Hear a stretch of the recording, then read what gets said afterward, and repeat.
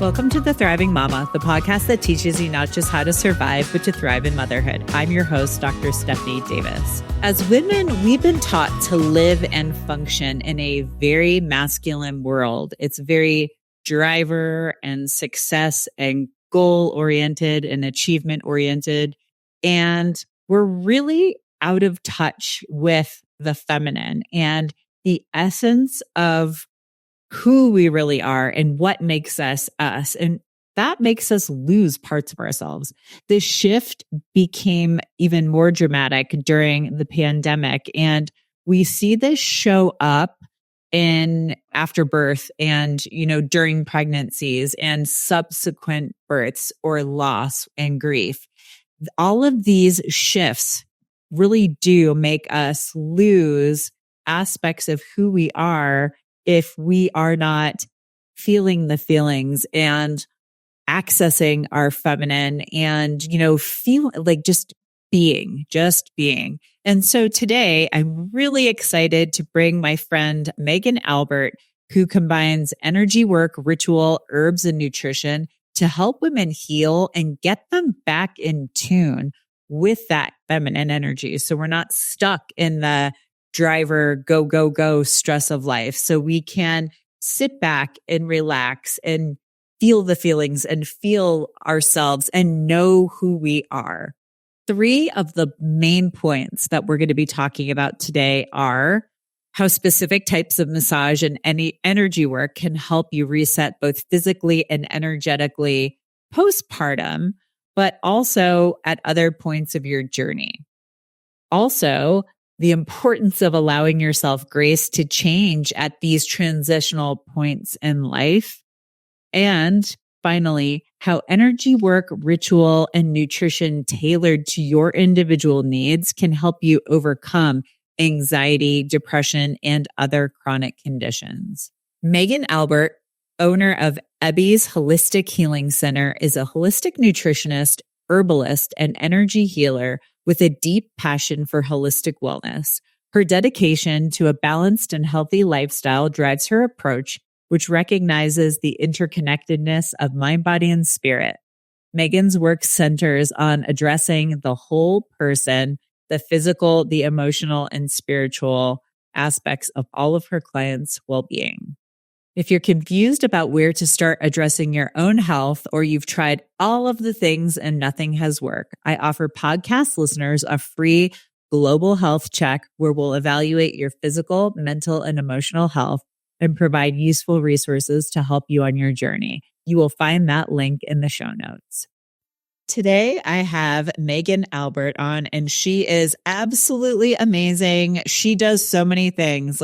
She's an herbalist, a nutritionist, and does energy work, among, I would say, other things too. So she is a wealth of knowledge, and I'm so excited to have her on today.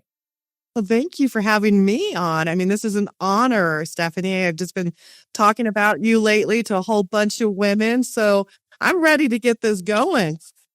Yeah, I'm so excited too. And one of the big reasons I wanted to have Megan on today was because she really understands the energy of the woman's body and the feminine. And before we got on, we were talking about the fact that women, we live in a society that's very masculinized. It's like driver, push, what can you accomplish? And so often we don't take the time to rest in the feminine and acknowledge our feminine and honor it. And I feel like in your work, that's something that you do, and you've got so many opportunities to do that. So why don't you start off with walking us through what are some of those modalities that you offer, and how do they kind of tie us back to and bring us, back into the feminine?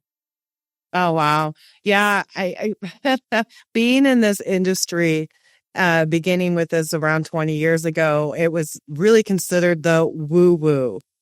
And a lot of people were very hesitant working with this, especially along with people of faith. And that has changed tremendously. There's so much science that's backed up with this, but tapping into that feminine space that we need, 95% of my clients, they're women.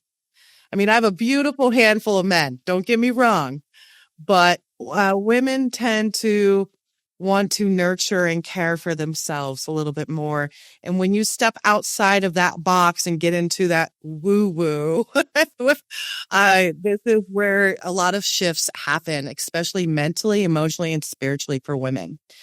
To feel that grace upon them and feel they're in a safe, loving environment and you can be heard, you can be listened, you can speak freely, you're not judged, you could put the shame away, you can just express yourself. Things get to change. And that's where it's really important for women just to come together and just to do the small, simple things of taking care of yourself or saying, hey, you know what? Let's go do a breath workshop or let's go do a sound bath and just experience these different elements of life. It really ignites a spirituality within people. They get that spark back in going, whoa, there's a whole other world out there. And when I get to work with women and just like you were saying, it's a masculine world out there. I mean, we want equal with everything, which is beautiful, but we are also doing more. We're raising our children. We are nurturing our home, our nesting our home. We go here, we go there. We have to do this job. So we take on the whole world. I mean, I love my husband. I mean, I have a 20-year-old daughter and don't get me wrong, but I will probably do 80% more of the work than he does. And I get burned out quicker. And then when I get to have a session or I get to work with my mentors, I just, all of that that it comes off that weight and that acknowledgement of I'm a beautiful freaking goddess and I can hold and be honored in that space. I hope that answered. It kind of got a little. Sometimes we divert. It's totally okay. But yeah. I mean, that's a great answer. And you brought up so many good points from the standpoint of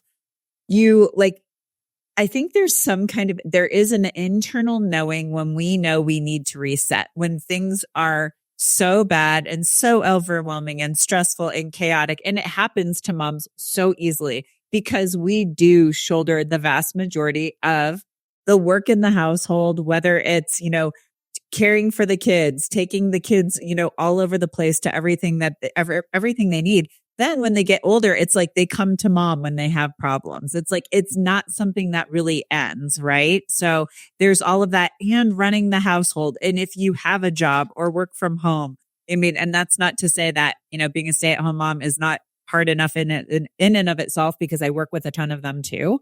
But there's all of the things, right? There's so many things going on in our world, in our lives. And again, and when we get into that driver mode, eventually something happens where there's an internal knowing that you need to stop and reset. And that's where I think so many of the techniques that you use can come in, from anything from the energy work or the energy healing, healing touch, or even we have talked about before, the abdominal massage. And I know you have the different varieties of it too. You've got the regular abdominal massage, and then you have the Maya abdominal massage too. So I would love for you to kind of explain the differences between doing something like healing touch and then abdominal massage.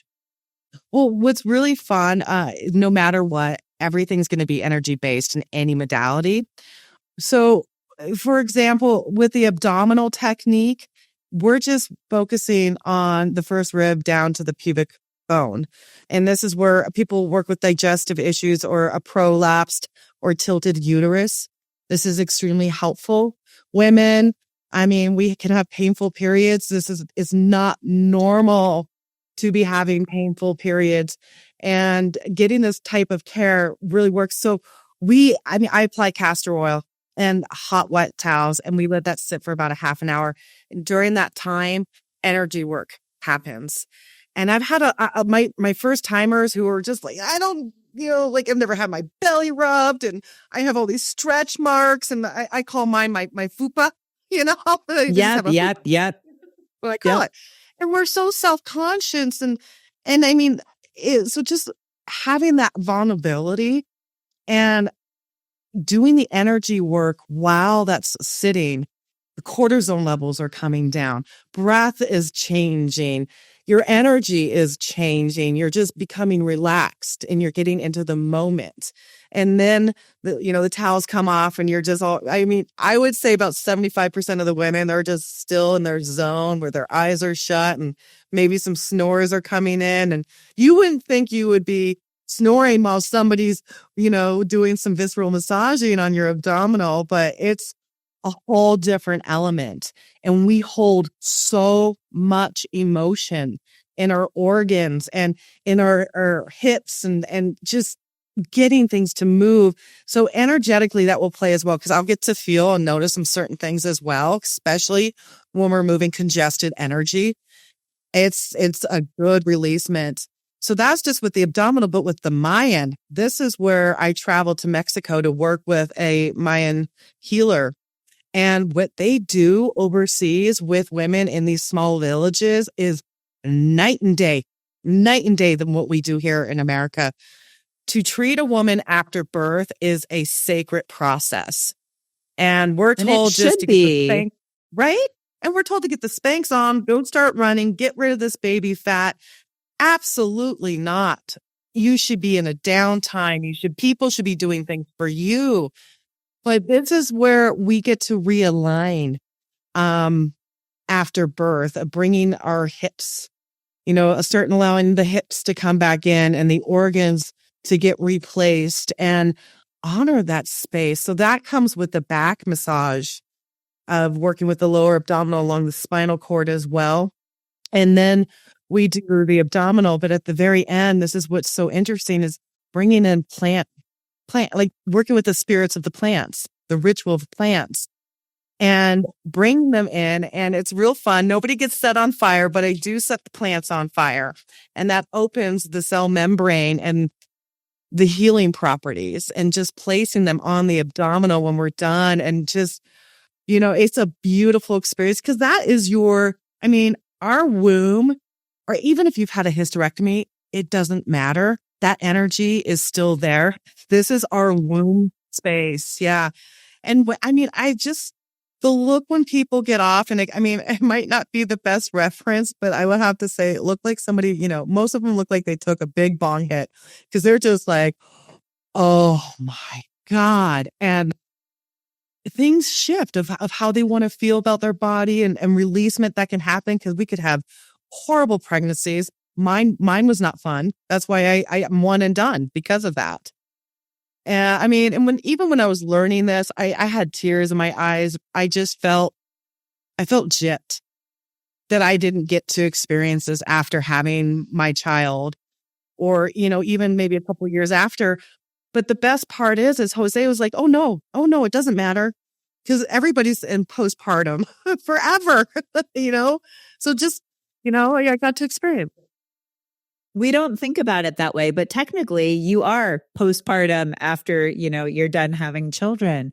And that's fascinating. I love, you brought up so many good points there. It's like birth, especially, we don't honor the process. That process is just, it is like, it's so medicalized and reduced in what happens here in the United States. And I had my kids with midwives both times, and I'm so incredibly grateful for that process because they held the space for me. It was beautiful. They brought in at the end, like after I had given birth with my son, I did the first one at a birth center. They brought me into a bathroom, like a giant tub that was filled with, they had like a sitz bath, but then they had flower petals and herbs and everything floating on the top. And they had candles lit. And it was like amazing because they were honoring the process of birth.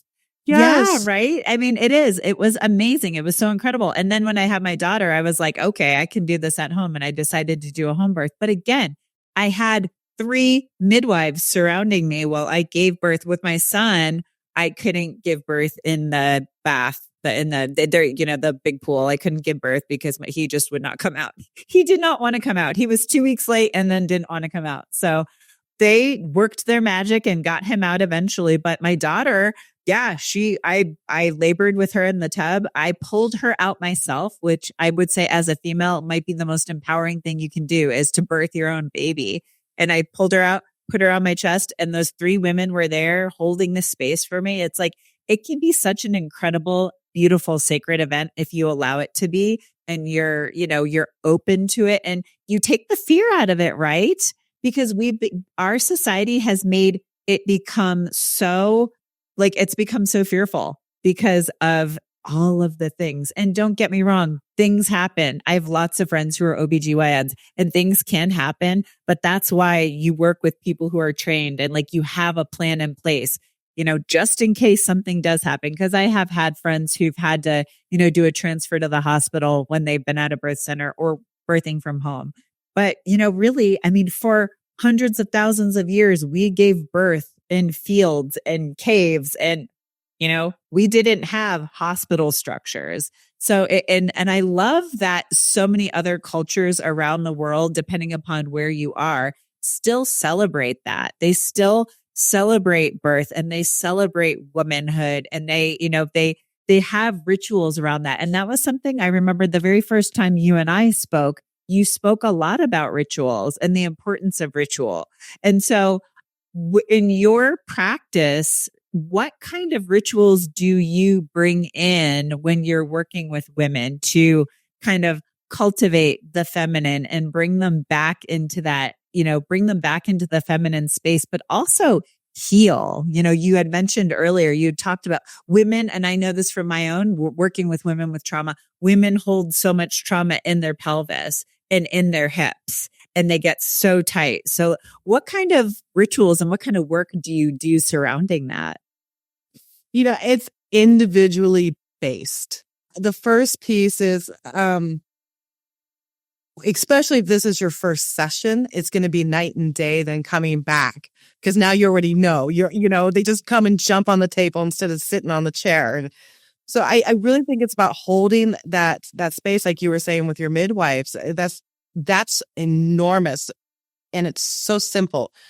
But making somebody feel comfortable where we can share very deep emotional or mental things that have happened or traumas or PTSDs and, finding a root cause of why I've been so sad. Not because I'm sad today, but I was sad 10 years ago. And now I have layers of sadness and just trying to figure that out for each individual person. So as into a ritual space with doing energy work, I mean, no matter what type of technique we're going to be doing, everything's going to get open and cleared and balanced. But each technique can honor them in a different aspect. So if we have somebody who's been working with a lot of depression, anxiety, and I'm seeing a lot of depression and anxiety more on my table, it's a buildup in our energetic system. And we need to remove these blockages. We have to free flowly so we can bring in our codes and build on our health and keep moving up with our frequencies. And if we're stuck, you're not going to go anywhere. And you're going to fester. And it's going to fester. And it's going to fester. And you're going to feel like you can't breathe. And you're going to feel like you have 10,000 pounds on your shoulder. And I mean, and the fun part, ladies, is this is scientifically backed up. All right. We're in hospitals and oncology. We work with the VA and military. So this is technically no longer considered the woo-woo, like I said in the beginning. But when we're doing sessions here, that's where certain energy techniques get to come into play because we're working about what is happening with that person. But we're also going to be smudging. So I love using copal or frankincense. I will have beautiful music, and everybody responds differently to certain tones in our system as well. Yeah. And then, I mean, essential oils are great because as we know, when we smell things, it activates things in our brain of bringing in joy, or it created a memory. And so all these aspects are just coming in. And I really think it's just also the gentle touch, just to have somebody just to have a gentle touch on you to bring in that warmth and that grace. I have worked personally. I keep my own when I work with people, it's a prayer. It's a type of prayer where it's a heart to heart. I'm bringing heart to heart, and I want to bring in our spirit guides, and I want to bring in the universal spirit and our ancestors and angels. And I have people who are of faith, like I was saying in the beginning, where they're, and that was a very important question in my intake form. If you won't want to bring in faith, because Jesus wants to come in, Jesus is going to come in. And it's beautiful when people have that extra. I'll say this, Stephanie, I've noticed this. People who don't have much spirituality, or they're searching for it, or they don't have a link to it, there's a little bit of a dullness versus somebody who comes in saying, I'm Catholic and I want to bring in Jesus. And the frequency is night and day. And I mean, I've had women come in here saying, Gaia, universal, or I have this angel, I'm working with this entity. It doesn't matter. But having a connection to a higher source, it's transforming. Again, trying to jump on my question. No, I know you actually bring up a really, really good point. That is something that I've observed too. And I tell people, like, it doesn't matter to me what you believe. You can believe whatever you want. I work with everybody. And I mean, in the work that we do, I do the HMT, like the trauma work. But one of the things we're doing is like trying to access the divine, because the people who can bring that in, and whether it's where they're calling for God or Jesus or Mary, or, I've had people who, Shiva. Yeah. Shiva from Hinduism. Yeah. I've had like different people bring different things to the table, but it's like whatever you believe, those people actually, I think, like you said, there was like a dullness. It's just like a vibrational frequency that's just a little bit different. And they, like, the people who can access it makes the healing that much more powerful and profound. And I've also worked with people who, like you said, are on that journey still, right? And they either were brought up with religion and now have gone away from it, or they decided they were an atheist or agnostic or something. But then sometimes after we're done doing the work, I mean, I have had people tell me some crazy things. Like, they're like, I got a sign from God, or I got, stuff like that. So it's like they're coming back to it, because it's like opening up a lot of times I'm telling people, it's like opening up your heart and opening up your mind to it allows it to come back in. Yeah. It's just that little extra purpose. Yeah. It's really interesting. It's fascinating, right? This whole, like, I think that is like a huge piece. I mean, I tell people, that is one of the points of the work that we're doing. It's like, yes, we want to clear the traumas and get you to a better place and get you feeling healthy and vibrant and thriving, all of that stuff. But also a big piece of that is, your connection to the divine, whether you choose to call it God or source or spirit, or, one of the many different names that it can be called, that energy that connects all of us together. That's the language. It's the connection. Yeah, it's really, and it's amazing. The other thing that I find also is, like, when women get together in a group, that energy, the healing energy there, even sometimes when it's not a scenario where you're actually doing healing work, but that energy can be so powerful, right? And we need to use that and we need to use that to our advantage. Like, I know have you gone to any of the raw meetings physically? No, not recently, but I've been to many. Yes. Yeah. So in the past, I know on my session or my podcast number 2, I interviewed Cara Kelly, who started the Raw. So it's Real Authentic Women Entrepreneurs Group. That's how I met Megan. And it was amazing because when those women get together in that room, there's just something about that energy. It's supposed to be, women supporting each other in business, but it really is women kind of supporting each other on that healing journey, right? And we're each feeding each other in a different way, right? And we all bring different gifts in it, but it's so cool. Like, last Friday before the actual meeting, there was a smaller one that happened that some of the women who are more, they're experts in marketing and they had posted it in there. And I think they expected like 5 people to show up, but I think there were like 15 or 16 of us in this little tiny room. And it was funny because when I walked out of the room and I was walking to my car, I was like, oh my God, I just all of a sudden had this overwhelm with all of the energy. And then it like literally brought tears to my eyes because I was like, whoa, it was a lot. It was really, really good, but it was like a lot. There was so much in that room. So it's like learning how to, access that and then use it to, raise each other up and uplift each other. I mean, that's something I feel like another piece of the puzzle we mentioned before, the community and the connection that so many of us are missing. I mean, that's huge. I mean, when I teach my classes, and just to throw it out there, I will have 2 classes here on January 17th and January 19th. And this is a workshop just to learn the basics 101 on energy. But when we have these classes, we take it up a notch. Everybody, because we all feed off of each other. We're all part of one of each other. And it's intense. And I mean, just even doing herbal workshops and having 6 or 8 or 10, I mean, it fills our heart. It just fills us. That's awesome. That's funny that you brought that up because I was just going to ask you if you ever do energy work in a group setting and kind of how that plays out. What I'm gathering here is like with the energy class. Yeah, we're learning how to feel and what's it about and how to apply it and even using a pendulum, but we're also giving and receiving a full body chakra connection.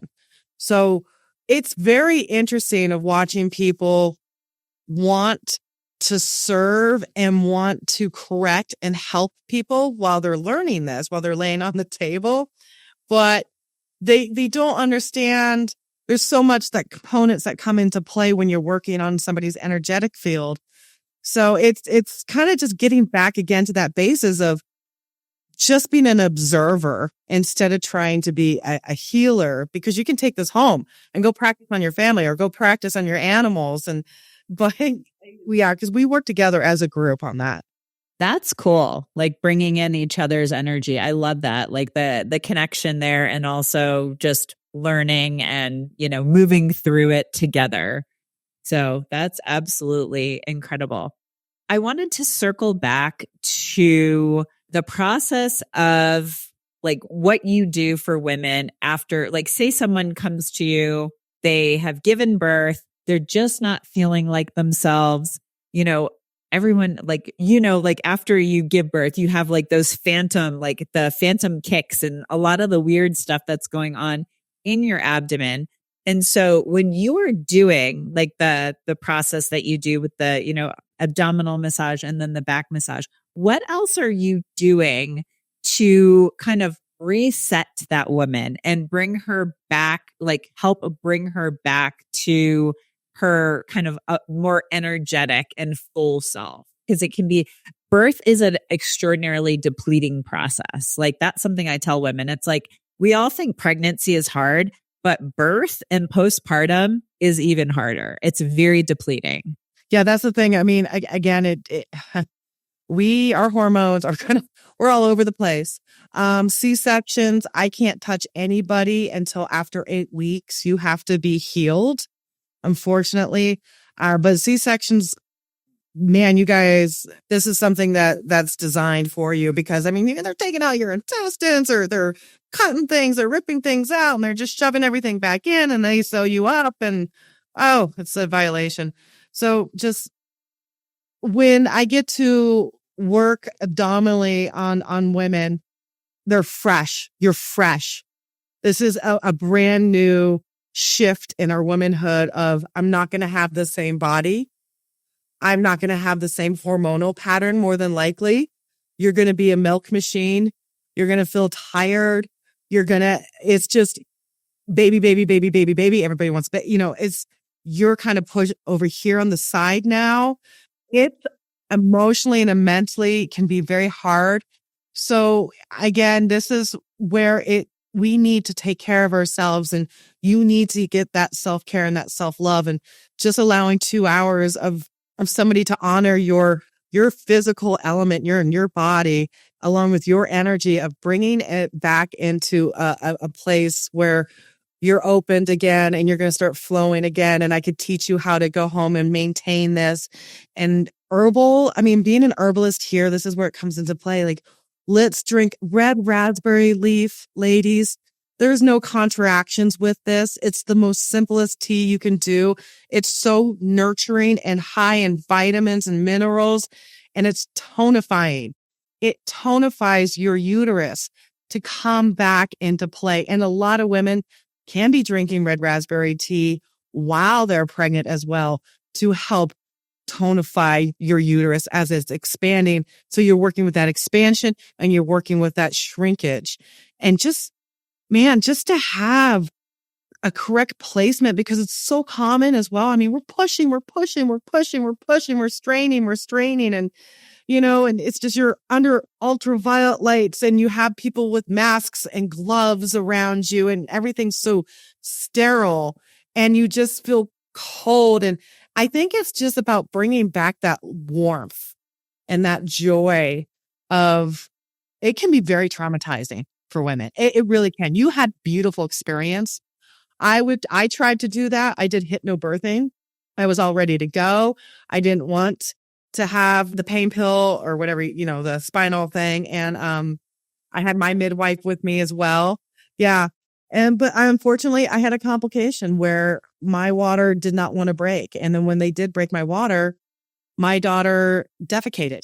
So now they're concerned about, yeah. So I had a car wash system literally going up my vagina, a hose, a suction. I mean, it was horrible. It was horrible. So I think just kind of, if I had, after having my childbirth, work about 4 weeks after, or, I personally like to wait until you get your period again, till you start menstruating. And that can be real hard, especially when we're breastfeeding. Sometimes things are going to get kind of skewed, but that's where I'm going to say again, I think that an 8-week marker is safe. And just getting back in and just having that nurturing to somebody just to nurture over me. I mean, this makes me even want to just cry. I mean, I would just probably go home, like not feeling so stressed and not feeling so disgusted with myself. And because this is what hormones do to us as well. And this is maybe a regimen of saying, I need to be on a certain supplementation that supports my breastfeeding, that supports my serotonin levels, just trying to make me feel normal after going through all of this, when it's supposed to be something like everybody's so, sometimes it's not. Yeah. One of the traumas, I would say one of the more frequent traumas that women will come to see me for is birth trauma. There's so many places where you're vulnerable. You're so vulnerable, and you may not realize it in the moment that it's happening. Some women are extraordinarily cognizant and can pinpoint the moment when it happened in their birth process. But some other women, it was just like kind of like the whole thing.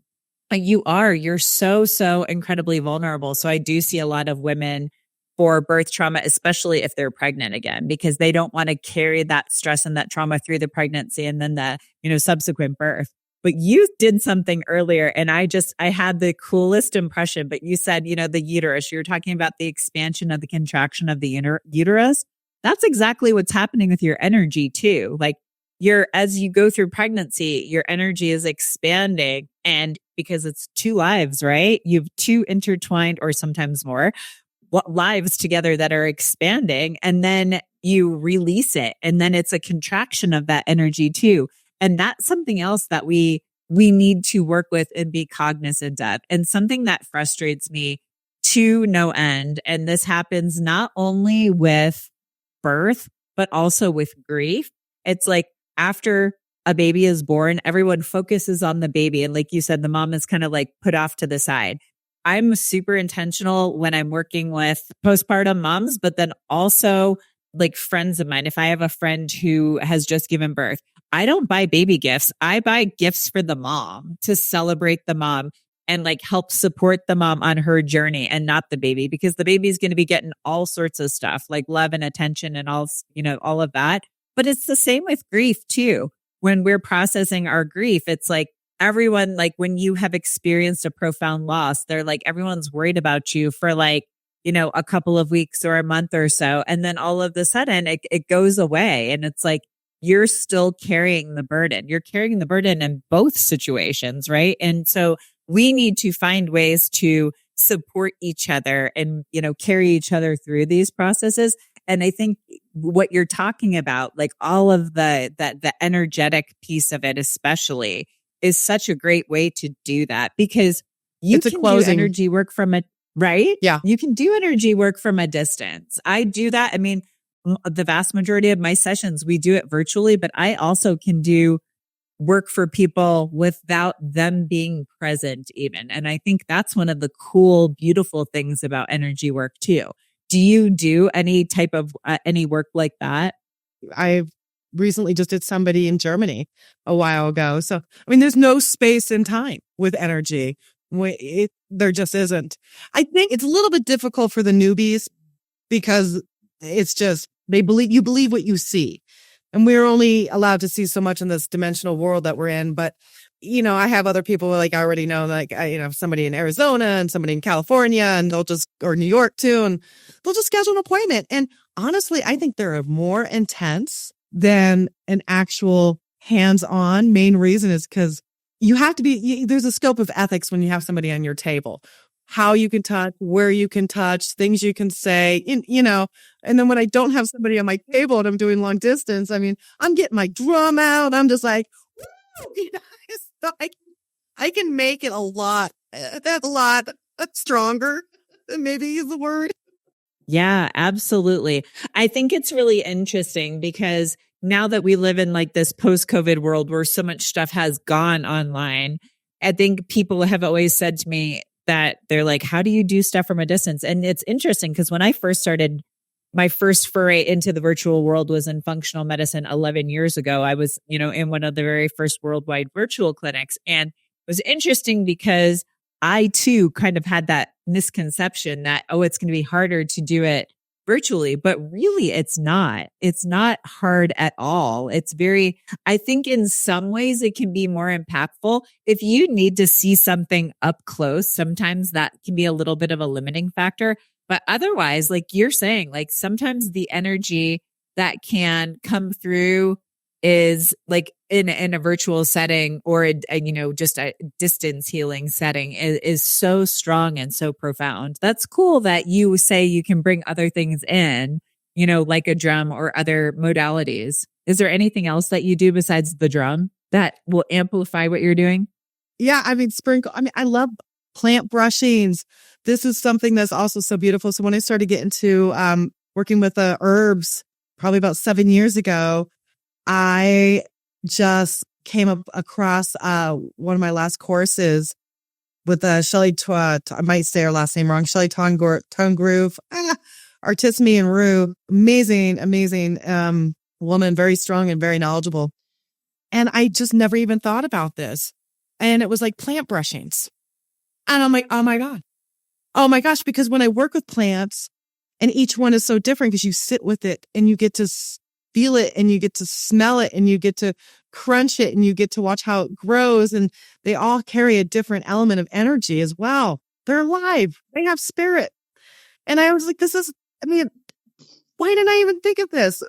So people love it because I just, I'll get some lamb's ear, some basil, maybe a marigold or a poppy, whatever I have growing. I'll just go out and grab. And then at the end of the sessions, it's wiping them down with this plant and just, and a lot of people are like, I would have never figured brushing myself with live herbs of just a sensation of just these tingles and these shivers, and then the honor of allowing him, and they get to take it home and you get to put it on your altar, or you can go put it by the mother tree in your backyard. Just don't throw it in the trash can. That's what I say. No, the plants are so powerful. It's funny. I had mentioned earlier that I had met yesterday and recorded a podcast with a holistic dentist. And so for those of you listening, that was the episode preceding this one. That was something we talked about because I asked her how she got onto like this journey of like, accessing the energy or the quantum realm or, whatever you want to call it. And hers was, she did, basically they were kind of like mission trips. So she did them in different parts of the world. She did one down in the jungle, and they were talking to a shaman, and the shaman, like, obviously down in the jungle, there's so many plants that can harm you. And she asked, like, how do you know which ones are good and which ones are harmful and which ones are not, which ones can kill you? And he's like, if you listen closely, they tell you.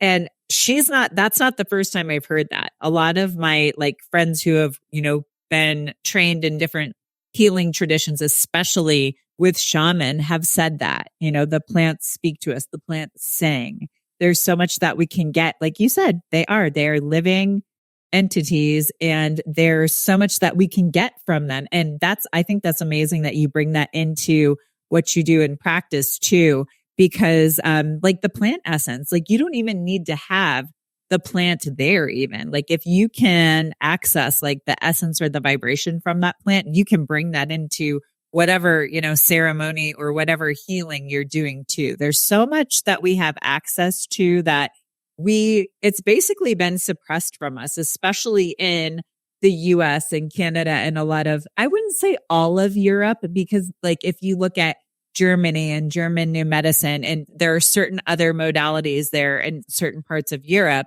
where they do access some of this. But by and large, a lot of it has been suppressed from us, and like information that you don't really readily have access to unless you're looking for it or somebody who's talking about it like we're doing right now. Yeah. And I think what's really, really strange, Stephanie, is, I know we went into this whole new generation of pharmaceutical and science, and we have the technology, and that's fine. And it has helped many millions of people, but it's also taken us away from being grounded and just working with what we also have. So this is where I think people need to start. This is 2025. You're allowed to collaborate both. You're allowed to bring CAM into your Western medicine and CAM, complementary alternative medicine. And it's starting to shift this way. Yes. A lot of Western medicine absolutely. Say, go find somebody who does energy. Go get that acupuncture. Go work that chiropractor. Go take a ceremonial trip, or go work with microdosing with shrooms. We're in this world because we're only seeing so much that happens on this side. And I have so many people, and I get them, unfortunately, at the very end of their journey because they are sick and tired of being sick and tired, and nothing that they're doing with those doctors are working. Just even finding a doctor that even simply says like, hey, you know what? How are you doing today? What's your stress levels like? What did you do last week? They don't ask that. But they're not trained or educated in that. And yeah, I was just going to say that, right? Exactly. Yeah. That's what I tell people, because people, there can be a lot of anger and resentment and hostility towards the medical system. And that's what I always tell people. I'm like, I am a middle of the road person with a lot of things. And that's exactly the way that I approach or view medicine too. It's just another tool, and it's another modality. If you have many of the chronic things that we see, and like the stress and the anxiety and the overwhelm and the depression and all of those things, so much of that can be managed with, a lot of the things we're talking about, right? And we haven't talked about functional medicine, but there's a place for that too. But also, if you're in a really, really bad place and you need a medication, go for it. Use that tool. But like for me, I'm always like, I'm for the judicious use of medicine and surgery. It's like, yeah, there's a time and a place. And if we need to do it, then great, let's do it. But if we can accomplish what we need to accomplish with another modality or something that's not quite as invasive, then let's do that. Well, you get to advocate your own health. There's so much knowledge out there. Take a moment and do research.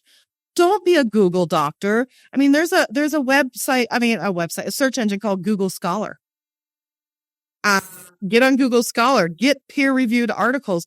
Who's paying for this lab report? Just get yourself a little bit involved instead of saying, oh, okay, I'll just do what they're saying. Feel things again. And if you're numb, then that's where you just need to step out of the box. And then I guess I'll say it again, go find something that's woo-woo. Something that makes you feel a little uncomfortable, because I'll guarantee you'll walk out going, oh, hell yeah, why didn't I do that earlier? Right, right. Oh, exactly. It's so true. And I think you brought up a really important piece. It's like empowering yourself to take charge of your own health, do what's right for you, and not just listen to what the doctor says. That's what I tell people when they're working with me. I'm like, I am here to work with you, not talk at you. I am like, we're here, we're partners together. I will give you like what my thoughts are and my, opinions are. A lot of times I give them more than one option too. It's like, there's many ways we can accomplish what you want to accomplish. It's not just this one pathway, right? It's like, there are so many things we can do. And I'm just like you. I'm all for collaboration and bringing in different tools. I make so many referrals to like pelvic floor therapists, or like what you're saying, like the abdominal massage. I had that after my second birth and it was amazing and I needed it. When I found out that you also did the back, I was a little bit jealous because I only had work done on the front. But yeah, like it was huge because something was just not sitting right. My intestines, I have a very short torso and I was just so uncomfortable. It was like things hadn't like settled back into the spots they were supposed to be in. And so I went and got that and it was amazing. I actually went for a couple of sessions afterwards and it was so amazing. And her process was, I'd say similar to yours, but yours is like, sounds like just a lot more involved and ritualized, which I love. Like, it's like that to me. And like you said, you do it unique to the individual. It's not just like a process that you have, because sometimes when you go to like massage therapy, for instance, it's like, well, this is what we do. I start here and I end here. And this is like, and to me that's more medicalized, right? It's so routine rather than making it more of like a ritual tailored to the individual, which I think we're in a time of personalized medicine, right? Yeah. I mean, for example, I had a client and this has never happened before. She's laying on the table and I'm like, okay, hold on. I'm getting yelled at. My guys are yelling at me. I'm like, I have to give you a shot of kava kava. I had to go grab some kava kava. I mean, this is a nervine that just brings down that anxiety. Kind of, it's like, as you know, it's like drinking alcohol without the alcohol effect, but you get that confidence and the relaxation that comes in and works great for panic attacks. But I was like, this is so weird. I mean, she was like, okay. And her whole session shifted. And I think it's just because no matter what, she was always going to be up in here. And I want this to stop. So you're focusing and being aware of what is that? Why am I feeling this? Well, like, why am I having this emotion? Like, it's where you get tapped into yourself, into your body, and just noticing and being aware of those little things. Shifts happen for people. Oh, 100%. So when you gave her the kava kava, was it a tonic or a nervine that you made? Yeah. I will make my own tinctures here. Certain tinctures I'll buy from Mountain Rose, like the mushrooms one. I don't feel like doing a dual extract, but yeah, most of mine are, because I'm either growing my herbs, I'll forage my herbs. I will order from Mountain Rose, which is a great apothecary that I advocate for. I like them too. I've used, lots of different things for them over the years, especially bulk herbs are awesome from them too. They've got high quality stuff. So yeah, that's amazing. So earlier when we were talking, you obviously mentioned your birth experience and that not being what you wanted it to be. Obviously, that was something that informed how you work with women today. Is there anything else in your journey that kind of set the tone and something that you wanted to change, something that you wanted to be different or better? If I had to go back and tell myself something when I was 26 years old, when I was giving birth, I mean, I was not on my health journey until I was about, I would say around 28, I started waking up. I mean, ultimately, I got sick in my early 30s with Hashimoto's, and that's what created this whole journey for me. Trust me, ladies, I'm not perfect by all means. I got off the wagon. I'm about to go do a scan. I'm about to go get myself a reality check so I can get back on. And that's what we do. We're human. Nobody's perfect. But to going back to say, hey, Megan, you can do these certain things. So your birthing experience would probably be a lot better, would be a lot of stress removal. I was working a full-time job that was very demanding, that had a lot of walking. I had to wear certain shoes, right? I was cutting my socks because my ankles were so swollen. I couldn't get into my car towards the very end to even drive to work because I got so big because I was eating way too much. We all have our cravings and that's fine. But when it comes to pints and pints of ice cream, I mean, this is a scare. And I never even really understood at that time what sugar does. And I was insulin resistant by the time I was having my child. I mean, even my midwife was like, stop. Your baby's already 8 pounds. All you're going to do is make it bigger now. Just stop. And I was using food as a tool to compensate as addictive behavior for my emotional behavior. I wasn't even in a healthy relationship, you could say. It was a whole new world for me, being young and losing all my party friends and trying to figure out how I'm going to survive and make this happen. And I mean, even after Kayla having that horrific moment in the hospitals and then coming home, I mean, about 2 weeks later, I caught myself on the kitchen floor, breaking down, just crying. And I couldn't, why? Like, I felt like, I mean, just even tapping back in, like I was a useless mother. I mean, I couldn't bend to tie my shoes. I was watching all these other mothers get out there and jog and, you know, they have their happy little smiley faces. And that was not of my reality. It just really wasn't. And by the grace of God, I mean, my mother is an herbalist as well. And she was very knowledgeable of like, hey, we need to get you on some fish oils and we need to get you on some probiotics. And, you know, I had another friend who said, read this book, you know, and it's just something that was bringing me back into play. I wasn't of one unit. I felt like I had multiple personalities or multiple issues, I guess you could say. And I was scattered. And broken. And it was really difficult to bring myself up. And you have to have a village. If I have to go back, I would say I would set myself up with a support system, with a group of other women who are taking courses and taking classes where I can call and say, I'm having a shitty time. I need somebody to talk to right now. You know, just having those resources alone of saying, hey, when you're done with your birthing, you know, maybe try a little of this or try a little. Nobody educated me at all when I left. When I walked out of that hospital, I knew nothing. Absolutely. It's tough. It's really, really hard. Like we said before, we don't handle birth very well here in the United States, but it's getting a little bit better, but it's still not where it needs to be. But thank you so much for sharing that and being so like raw and vulnerable, because that is a shared experience among so many women. And we all want to beat ourselves up about it. And I think it's amazing that you've taken responsibility for it and like you're owning it and you say you're not perfect. None of us are perfect.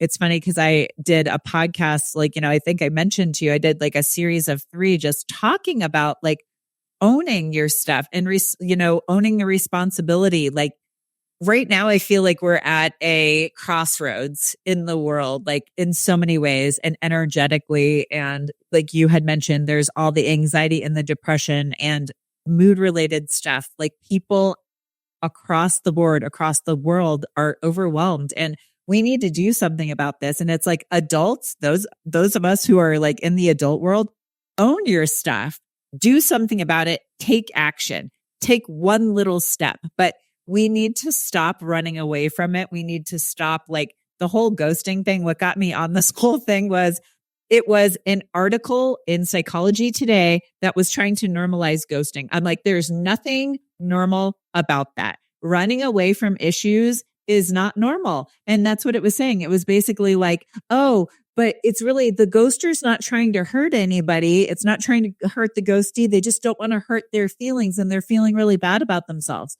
So let's not normalize it. Let's not give more labels to it. Let's help people. Let's do something for people. Let's teach them resilience and communication skills and coping mechanisms. That's a lot of the work that I do too in my practice. It's like, not only are we resolving trauma and emotional stuff, but we are also like, I give people little tools. Like if you're feeling overwhelmed in the moment, let's do this. Or if you're in this scenario, let's do this. Like there are ways that we can, work with this stuff. And I love that you said it. You're owning it. You're working on it because we all fall off the wagon. It happens to the best of us, even the best intentioned person. Like you could spiral down when life is happening, but then you have the awareness to say, hey, I can pick myself back up and I can get back on the wagon. And I feel like that's the big part.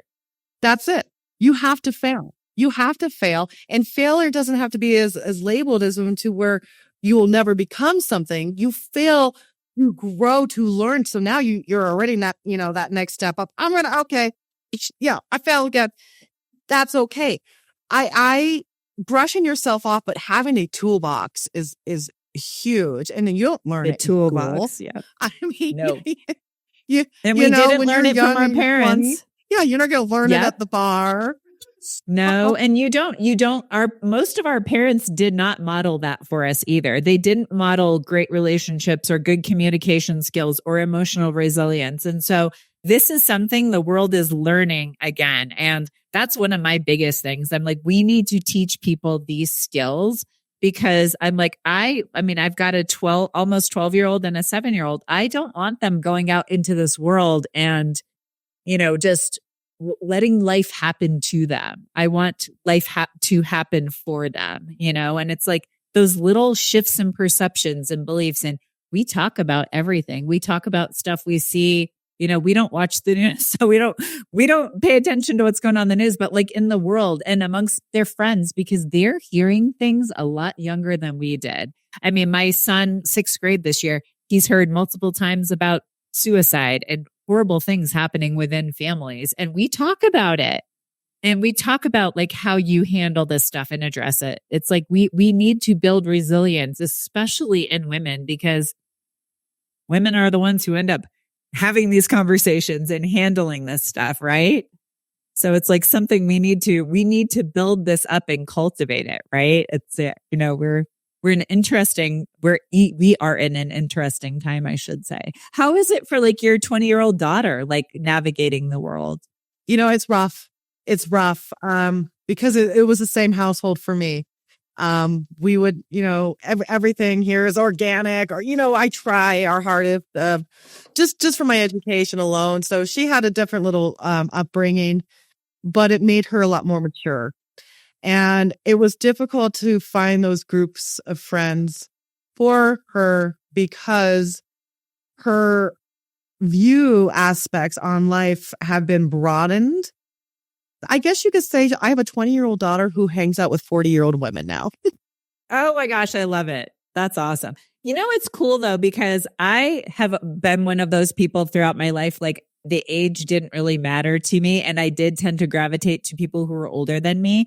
But now I've got friends who are in their 70s and I have friends who are in their 20s. I have friends I have a couple, they're engaged now, but they're like 25 and 28. It's like, but they're amazing people. They're really amazing people. So I've got people across the spectrum, right? And again, it kind of harkens back to what you said that you needed after you gave birth and you were struggling so much, like that village that we all need. And I feel like we're in a time now where it's weird because it's hard to find your village, right? But I feel like it's more the span of generations allows it to be more available from that standpoint. It's like you don't have to just hang out with moms your age. I mean, technically, I view myself as an older mom. Like for my kids' peers, I mean, I didn't have my kids until I was 37 and 42. So it was like, I am older than a lot of moms. Sometimes it's like, 4 or 5 years and sometimes it's 10 years. And it's interesting because I can look back on things and see myself when I was their age. And it's just funny because I show up to school to pick them up when it was 10 years ago. I would like make sure that I looked cute and I had makeup on and all the things. And now I'm just like, whatever. I'm like, I'm coming to pick up my kids. I don't care if I just worked out or if I'm in sweatpants or, any of those things. I just don't care. I don't care. I don't like, if somebody wants to judge me for that, that's on them and not on me. I'm just doing life, Yeah, that made me think of something else too. Of like, if I had to go back and tell myself, hey, at 25, 26, when I was, pregnant, I would probably wait a little bit older just because you think differently when you get older. But if that wasn't, and that's a whole other debate, but I would say clean your system out. If this pregnancy is going to happen, your body needs to be ready, detox and get clean. So there's no complications and you have a clear mind and setting that comes into play. I would have told myself to prepare. Anyways, and now Stephanie, there's so many women who are like, surprise, wasn't planning on this one, so I don't want you to feel like, oh, it's too late or, you're okay. It's okay. Just start getting on that path right now of taking care of yourself and don't eat 2 quarts of ice cream every day. Sugar is bad. Yes. Sugar is bad. But that's one thing, like one of the things that's funny because I was actually talking to a colleague this morning and she was walking me through, I mentor her a little bit and she was walking me through her treatment plan for somebody. And it was one of those really, really, really complex patients. And I was like, you know what you need to do? I'm like, forget all the lab results. Start with the basics. Dial in her diet, get it to where it needs to be. Then blood sugar and like make sure, because I could see, she showed me her serum labs and I was like, I could see that her blood sugar was not like overtly off, but she was trending in that, insulin resistant direction.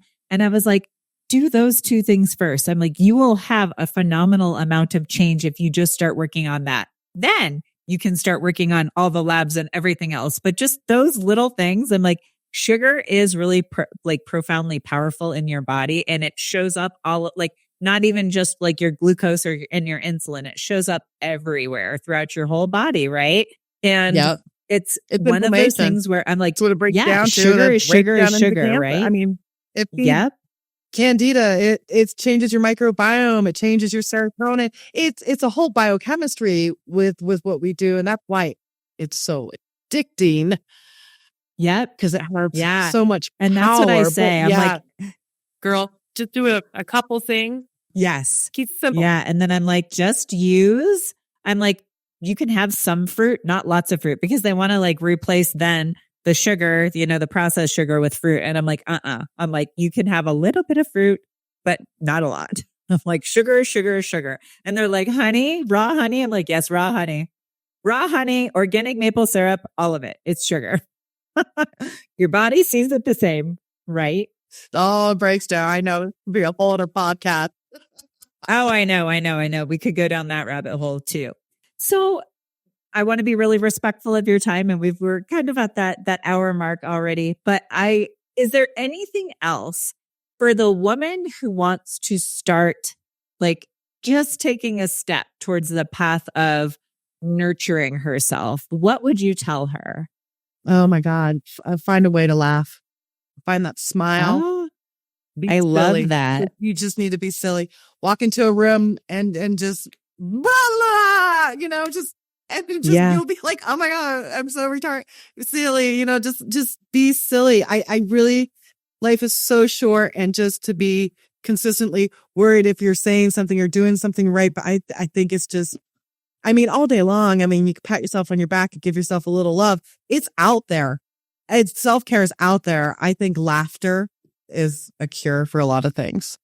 I love that. That is such good advice, because it really is like we, again, in that kind of like driver mode and do, we take ourselves too seriously. And I can relate to that. I will get very like serious about life, and we have to do these things and all this stuff needs to get done. And earlier this year, I had a friend who's like she's similar to us. She does functional medicine. She's in the energy healing realm. She does a lot of really cool stuff. But she's like, you need to laugh again and you need to dance. She's like grabbing my arm. She's like, you need to just dance. And it was funny because she was another person who like, she's like, I have guides and my guides are telling me that you need to dance again. And it was funny because I first of all did some inner work. I had some stuff like some trauma and some other stuff that I needed to move out that I had been holding on to, but wasn't aware of. So I got rid of that. And then it was like, it opened me back up and I was free again. Right. And then I could be silly with my kids. And like, I do this one really like goofy dance for my son because it makes him laugh. It makes him laugh so hard. And then I laugh and it's like, we all, everyone starts laughing and it's good. And it's like, there's so much joy in the simplicity of that. And it's such a release, right? It's just being goofy. Give a high five to a random stranger. Say, oh my gosh, I love your pants. And just be like, to a little baby. Just have fun. Yeah. We need to have a lot more fun. Oh, well, amazing. Thank you so much for being on. This was an amazing conversation. And yeah, we'll have to do another one sometime on some of the many other topics we could talk about. We can go off. If you made it this far, I truly appreciate you. Remember, knowledge is just the beginning. Taking action is what truly sparks change.